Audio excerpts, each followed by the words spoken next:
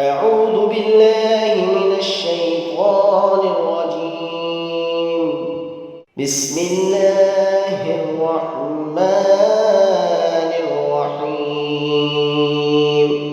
القارعة ما القارعة وما أدراك ما القارعة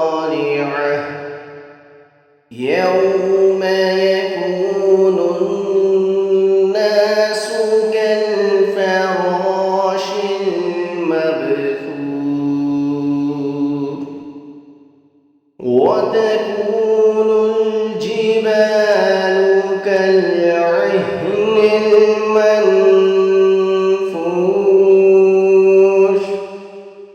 فأما من ثقلت موازينه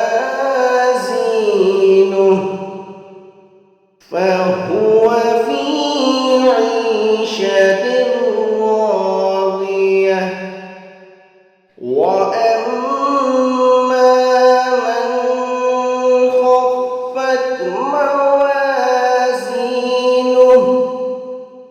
فأمه هاوية وما أدراك ما هي نار حامية.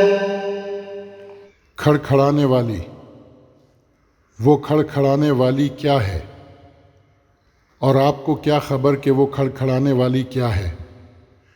जिस दिन लोग बिखरे हुए परवानों की तरह होंगे और पहाड़ रंगी हुई धुनी हुई ऊन की तरह होंगे, तो जिसके अमाल तोल में ज़्यादा होंगे तो वो खातिर ख्वाह ऐश में होगा, और जिसके अमाल तोल में कम होंगे तो उसका ठिकाना हाविया होगा।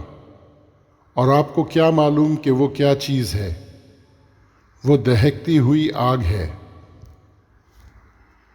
The startling calamity.